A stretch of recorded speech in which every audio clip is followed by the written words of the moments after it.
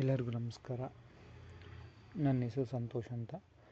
Actually ನಾನಿವತ್ತು voice record ಮಾಡಲಿಕ್ಕೆ ಕಾರಣ ಏನಂತ ಹೇಳಿದ್ರೆ, ನಮ್ಮ ಸಮಾಜದಲ್ಲಿ ಆಗುತ್ತಿರುವಂತಹ ಬಹಳಷ್ಟು ವಿಷಯಗಳ ಬಗ್ಗೆ ನನಗೆ ಬೇಜಾರಿದೆ. ನನಗೆ ಅಂತಲ್ಲ, ತುಂಬ ಜನರಿಗೆ ಬೇಜಾರಿದೆ. ಅದನ್ನು ಹೇಳ್ಕೊಳ್ಳಿಕ್ಕೆ ಯಾರೂ ಮುಂದೆ ಬರ್ತಿಲ್ಲ. ಯಾಕಂತಂದರೆ ಎಷ್ಟೋ ವಿಷಯಗಳು ನಾನು ಸೋಷಿಯಲ್ ಮೀಡ್ಯಾದಲ್ಲಿ ನೋಡ್ತಾ ಇದ್ದೀನಿ. ನನ್ನ ಮಗಳನ್ನ ಮದುವೆ ಮಾಡಿಕೊಟ್ಟೆ, ನಾವು ಅಷ್ಟು ದುಡ್ಡು ಕೊಟ್ವಿ, ಇಷ್ಟು ದುಡ್ಡು ಕೊಟ್ವಿ, ಆದರೂ ನನ್ನ ಮಗಳನ್ನ ನೋಡಿ 1 ತಿಂಗಳಲ್ಲೇ ಡೈವರ್ಸ್ ಆಗೋಯಿತು. ನನ್ನ ಮಗಳು ಹೆಣ ಆಗಿ ಬಂದಳು, ನನ್ನ ಮಗ ಹೆಣ ಆದ. ಏನಕ್ಕೆ ಆಗ್ತಿದೆ ಅಂತ ಹೇಳಿದ್ರೆ, ನಾವಿಲ್ಲಿ ಅರ್ಥ ಮಾಡ್ಕೊಬೇಕಾಗಿರೋದು, ನಮ್ಮ ಜನರು ಜಾತಕ ಅನ್ನೋ ಒಂದು ವಿಷಯನ ಇಟ್ಕೊಂಡು ಅವರು ಹಾಳಾಗ್ತಿದ್ದಾರೆ.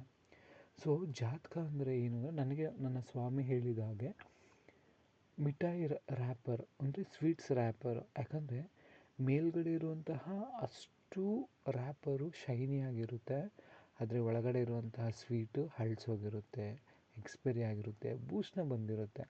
ಆಗ ನಾವು ಮೇಲ್ಗಡೆ ಇರುವಂತಹ ರ್ಯಾಪರ್ನ ನೋಡ್ಬಿಟ್ಟು ಮಾರೋಗ್ತಾ ಇದ್ದೀವಿ. ಜಾತಕ ಪರ್ಫೆಕ್ಟ್ ಆಗಿದೆ ಅಂತ ನಾವು ಅಂದ್ಕೊಂಡು ಮದುವೆ ಮಾಡ್ತೀವಿ, ಆದರೆ ಜಾತಕ ಪರ್ಫೆಕ್ಟ್ ಆಗಿದ್ದರೂ ಮನಸ್ಸು ಪರ್ಫೆಕ್ಟ್ ಆಗಿರಲ್ಲ. ಸೊ ನಾವಿಲ್ಲಿ ಅರ್ಥ ಮಾಡ್ಕೊಬೇಕಾಗಿದ್ದು ಏನಂದರೆ, ಜಾತಕಕ್ಕಿಂತ ಇಬ್ಬರ ಮನಸ್ಸು ಪರ್ಫೆಕ್ಟ್ ಆಗಿರಬೇಕು ಮತ್ತು ಅವರನ್ನು ಅರಿತುಕೊಳ್ಳಬೇಕು. ಸೊ ಇಲ್ಲಿ ಬಂಧುಗಳೇ, ನಾವು ಏನು ಹೇಳ್ತಿದ್ದೀವಿ ಅಂತ ಹೇಳಿದ್ರೆ, ಒಬ್ಬ ಜಾತಕ ನೋಡಿ ನೀವು 28 ವರ್ಷ ಸಾಕಿ ಸವಿದ ನಿಮ್ಮ ಮಗ ಆಗಿರ್ಬೋದು, ಮಗಳನ್ನಾಗಿರ್ಬೋದು, ಜಾತಕ ನೋಡಿ ಯಾರಿಗೋ ಕೊಡೋಕ್ಕಿಂತ ಅವನ ಮನಸ್ಸನ್ನು, ಅವನ ಮನೆತನನ ನೋಡಿ ಕೊಡಿ ಬಂಧುಗಳೇ. ದುಡ್ಡಿಗೆ ಮಾರೋಗಬೇಡಿ ಬಂಧುಗಳೇ. ನಾನು ಹೇಳ್ತಿರೋದಿಷ್ಟೇ. ಒಂದು ಗೌರ್ಮೆಂಟ್ ಕೆಲಸದಲ್ಲಿರೋನೇ ಬೇಕು ಅಂತ ಹೇಳಿದ್ರೆ, ಹೌದು ಗೌರ್ಮೆಂಟ್ ಕೆಲಸ ಅವನೆಷ್ಟು ಕಷ್ಟಪಟ್ಟು ತೆಗೆದಿರ್ಬೋದು, ಅವನಿಗೂ ಆಸೆ ಇರುತ್ತಲ್ವ ನನಗೆ ಗೌರ್ಮೆಂಟ್ ಕೆಲಸದವಳೇ ಬೇಕು ಅಂತ. ಏನಕ್ಕೆ ನೀವು ಅಲ್ಲಿ ಪ್ರೆಷರ್ ಆಗ್ತೀರಾ? ಏನಕ್ಕೆ ದುಡ್ಡು ಆಸೆ ತೋರಿಸ್ಬಿಟ್ಟು ಮದುವೆ ಮಾಡ್ತೀರಾ? ಲಾಸ್ಟಿಗೆ ಪುನಃ ಹೇಳ್ತೀರಾ, ಅಯ್ಯೋ ನಾನು ಇಷ್ಟು ದುಡ್ಡು ಕೊಟ್ಟೆ, ಅಷ್ಟು ದುಡ್ಡು ಕೊಟ್ಟೆ, ನನ್ನ ಮಗಳು ತೀರ್ಕೊಂಡ್ಳು, ನನ್ನ ಮಗ ದೂರ ಆದ ಅಂತ. ಏನಕ್ಕೆ ಹೇಳ್ತಿದ್ದೀರಾ? ಒಂದು ಮನುಷ್ಯನಿಗೆ ಮನುಷ್ಯತ್ವಕ್ಕೆ ಬೆಲೆ ಕೊಡಿ. ಜಾತಕ ಹೌದು, ನಮಗೆ ನಾಗರಿಕತೆ ಹೇಗೆ ಬೆಳೆದಿದೆ ಅಂತ ಹೇಳಿದ್ರೆ, ಜಾತಕ ಇದೆ, ಸಂಪ್ರದಾಯ ಇದೆ, ಕಲ್ಚರ್ ಇದೆ, ನಮ್ಮದೇ ಆದಂತಹ ಒಂದು ಪದ್ಧತಿಗಳಿದೆ. ಹೌದು, ನಾವು ಮರಿಬಾರ್ದು.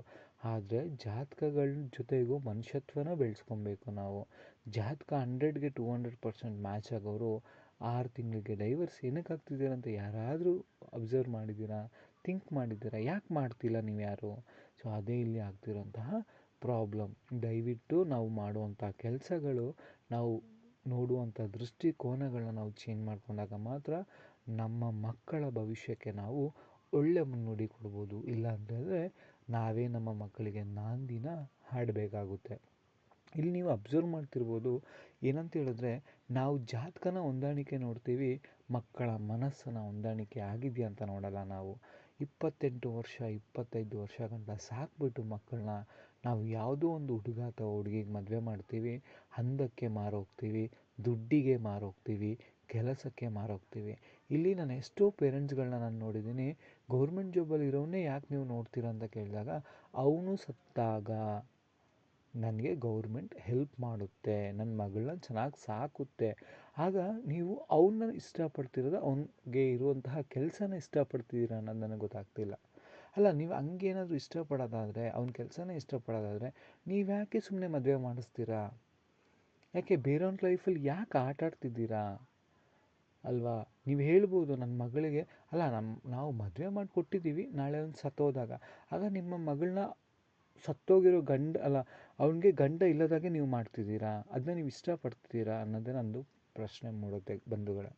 ಒಂದು ಅರ್ಥ ಮಾಡ್ಕೊಳ್ಳಿ, ಯಾವತ್ತೂ ನನ್ನ ಮಗಳು ವಿಧವೆ ಆಗಬಾರ್ದು ಅಂತ, ವಿಧವೆ ಆಗಬೇಕು ಅಂತ ಯಾರೂ ಹೇಳಲ್ಲ. ಬಟ್ ಎಷ್ಟೋ ತಾಯಂದಿರು, ಎಷ್ಟೋ ತಂದೆಯಂದಿರು ನಮಗೆ ಗೌರ್ಮೆಂಟ್ ಜಾಬಲ್ಲಿರೋರೇ ಬೇಕು, ಆರ್ಮಿಲಿರೋನೇ ಬೇಕು, ಯಾಕಂತಂದರೆ ಗಂಡ ಎಲ್ಲೋ ಇರ್ತಾನೆ, ಮಗಳು ನಮ್ಮನೇಲಿ ಇರ್ತಾರೆ, ಆ ಸಂತೋಷಕ್ಕೆ ಯಾಕೆ ಮದುವೆ ಮಾಡಿಸ್ತೀರಾ? ಸೊ ಇನ್ನೊಂದು ಏನಂತ ಹೇಳಿದ್ರೆ, ನಾನು ತುಂಬ ಜನ ನೋಡಿದ್ದೀನಿ, ಮದುವೆ ಆಗಿದ ತಕ್ಷಣ ಮಗಳು ತವ್ರ ಮನೆಗೆ ಹೋಗ್ತಾರೆ, ತವ್ರ ಮನೇಲಿ ಏನಾದರೂ ಒಂದು ಕಷ್ಟ ಹೇಳ್ಕೊತಾರೆ. ಆವಾಗ ಸರಿ ನೀನು ಬಿಟ್ಟು ಬಂದುಬಿಡು. ಯಾಕೆ? ಆಗ ನಿಮ್ಮ ಮಗನಿಗೆ ಮದುವೆ ಆದಾಗ ಸೇಮ್ ನಿಮ್ಮ ಮನೆಗೆ ಸೊಸೆ ಬಂದಾಗ ಅವ್ರ ಮನೆಯಿಂದನೂ ಹಂಗೆ ಹೇಳಿದಾಗ ನಿಮಗೆ ಬೇಜಾರಾಗಲ್ವಾ?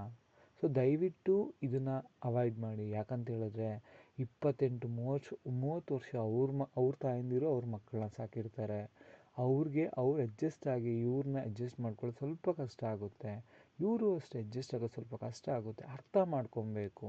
ಅದಕ್ಕೆ ಹೇಳಿದ್ದು ನಮಗೆ ಮನುಷ್ಯತ್ವ ಅನ್ನೋದು ತುಂಬ ಇಂಪಾರ್ಟೆಂಟು. ಜಾತಕ 100ಕ್ಕೆ 100 ಸಮ ಆದರೂ ರ್ಯಾಪರ್ ಇದ್ದಂಗೆ. ರ್ಯಾಪರ್ ಒಳಗಡೆ ತೆಗೆದಾಗ ಇನ್ನೊಂದು ಕೋಟೆಡ್ ಇರುತ್ತೆ, ಅದಾದಮೇಲೆ ಸಿಗೋದೆ ನಮಗೆ ಸ್ವೀಟು ಸಿಹಿ ಇದೆಯಾ ಕಹಿ ಇದೆಯಾ ಅಂತ ನೋಡ್ಕೊಬೇಕು.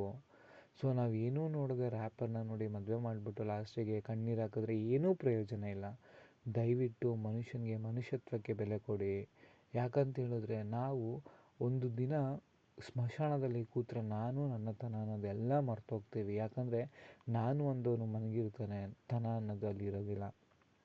ಸ್ವಂತ ಮನೆ ನಮಗೆ ದೇವರು ಕೊಡುವಂತಹ ಹಾಸಿಗೆ, ಹೂವಿನ ಹಾಸಿಗೆ ಅಂತ ಹೇಳ್ತಾ ಇರೋದು. ನಾವು ಬೇಡ ಅಂತ ಹೇಳಿದ್ರು ಹೋಗೋದೇ, ಇರೋಕ್ಕಾಗಲ್ಲ. ಇಲ್ಲೇ ಭೂಮಿ ಮೇಲೆ ಇರೋಕ್ಕಂತೂ ಆಗಲ್ಲ. ನಮ್ಮ ತಾಯಿನೆಲ್ಲ ಯಾವುದು ಅಂದರೆ ಅದು ನಮಗೆ ಕೊಡುವಂತಹ ಲಾಸ್ಟ್ ಒಂದು ಗಿಫ್ಟು ದೇವರು ಅಲ್ವಾ. ಸೊ ದಯವಿಟ್ಟು ಇರೋ ತನಕ ದಯವಿಟ್ಟು ಒಬ್ಬರನ್ನೊಬ್ರು ಅರ್ಥ ಮಾಡ್ಕೊಳ್ಳಿ. ಯಾವುದೇ ಕಾರಣಕ್ಕೆ ಮದುವೆ ಆದಮೇಲೆ ಯಾವುದೇ ಕಾರಣಕ್ಕೂ ಬಿಟ್ಟು ಹೋಗೋಕ್ಕೆ ಟ್ರೈ ಮಾಡಬೇಡಿ. ನನ್ನ ಗುರುಗಳೊಂದು ಮಾತು ಹೇಳ್ತಾರೆ, ಮದುವೆ ಆಗೋಕ್ಕಿಂತ ಮುಂಚೆ ತಾಳ್ಮೆ ಇರಬೇಕು. 10 ರೂಪಾಯಿಗೆ ಆಸೆ ಪಟ್ಬಿಟ್ಟು ಮದುವೆ ಆಗಿ 100 ರೂಪಾಯಿನ ಕಂಡಾಗ ಅಯ್ಯೋ ಈ 100 ರೂಪಾಯಿ 10 ರೂಪಾಯಿಗೆ ಸಮ ಇಲ್ಲಲ್ಲ ಅಂತ ಪುನಃ 100 ರೂಪಾಯಿಗೆ ಆಸೆ ಪಡೋದು ತಪ್ಪು. ಆಗಬೇಕಾದಾಗಲೇ 100 ರೂಪಾಯಿನ ಆಸೆ ಪಡಿ. ಆವಾಗ 1000 ರೂಪಾಯಿ ನೋಟ್ ಸಿಕ್ಕಿದ್ರು 100 ರೂಪಾಯಿ 1000 ರೂಪಾಯಿ ಆಗಲಿಕ್ಕೆ ಸಮ. 1000 ರೂಪಾಯಿಗೆ ಹೋಲಿಸ್ಕೊಬೋದು. ಸೊ ಒಬ್ಬರನ್ನ ಮದುವೆ ಆದಮೇಲೆ ಅದು ಗಂಡೇ ಆಗಿರಲಿ ಹೆಣ್ಣೇ ಆಗಿರಲಿ ಅದಕ್ಕೆ ಅವ್ರದ್ದೇ ಆದಂಥ ಒಂದು ಗೌರವ ಇರುತ್ತೆ. ದಯವಿಟ್ಟು ಅದನ್ನು ಹಾಳು ಮಾಡ್ಕೊಬೇಡಿ ಅನ್ನೋದು ನನ್ನ ಇಲ್ಲಿನ ಸಂದೇಶ. Thank you. ನನಗೆ ಇನ್ನೊಂದು ನನ್ನ ಚಾನಲ್ನ ಸಬ್ಸ್ಕ್ರೈಬ್ ಮಾಡಿ ಅಥವಾ ಲೈಕ್ ಮಾಡಿ ಅನ್ನೋದು ನನ್ನ ಉದ್ದೇಶ ಅಲ್ಲ. ಆದರೆ ಇದನ್ನು ಎಲ್ಲರಿಗೂ ಶೇರ್ ಮಾಡಿ. ಈಗ ಆಗುತ್ತಿರುವಂತಹ ಅನಾಹುತಗಳನ್ನ ತಡಿಲಿಕ್ಕೆ ಇದೊಂದು ಅದ್ಭುತವಾದ ಒಂದು ವೇದಿಕೆ ಅಂತ ನಾನು ಅಂದ್ಕೊತೀನಿ. ಎಷ್ಟೋ ವಿಷಯಗಳು ಪೇರೆಂಟ್ಗಳಿಗೆ ಗೊತ್ತಿರಲ್ಲ. ಬ್ರೋಕರ್ ಮಾತುಗಳನ್ನ ಕೇಳ್ಕೊಂಡು ನಾವೇನು ಮಾಡ್ತೀವಿ ಅಂತ ಹೇಳಿದ್ರೆ ಮದುವೆ ಮಾಡಿಸ್ಬಿಡ್ತೀವಿ. ಆವಾಗ ಅಲ್ಲಿ ನಾವು 28 ವರ್ಷ ನಾವು ಸಾಕಿ ಸಲಹಿದ ನಮ್ಮ ಮಕ್ಕಳನ್ನ ಮರ್ತು ಬಿಡ್ತೀವಿ. ಯಾವುದೋ ಒಂದು ಬ್ರೋಕರ್ನ ನಾವು ತಿಳ್ಕೊಂಡು ಅವನು ಕೊಡೋಂಥ ದುಡ್ಡಿಗೆ ಅವನು ಕೆಲಸ ಮಾಡ್ತಾನೆ. ಆದರೆ ನಾವು ಆ ಬ್ರೋಕರ್